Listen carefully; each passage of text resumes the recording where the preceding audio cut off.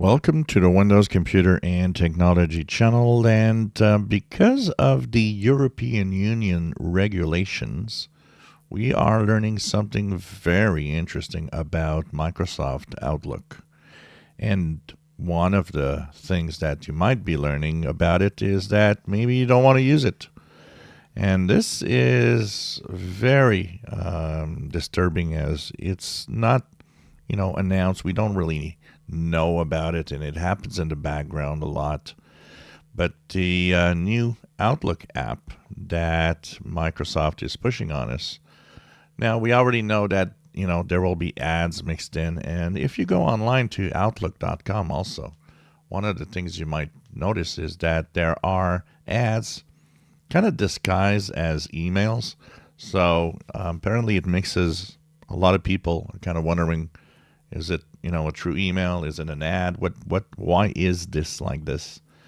Well, the European Union, with its new regulations, is forcing companies to actually come out with the details of all the snooping going on with the different apps. Microsoft is in the process of trying to make more and more money with ads through Windows, through the apps. They actually have a goal of trying to make $20 billion a year ad revenue through all of this, which of course we talked about in the past, kind of makes Windows and the different apps that we use less interesting. If you want, it's not as professional.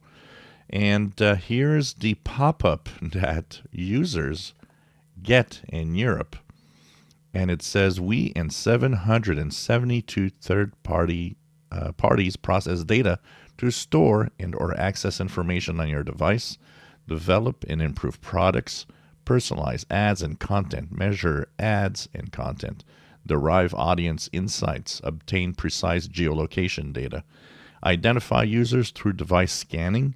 Some third parties may process your data on the basis of their legitimate interest.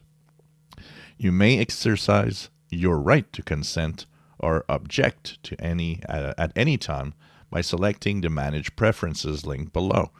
Of course, this shows up only in Europe. This means that for the rest of us, like here in North America, we never see this and will not have this.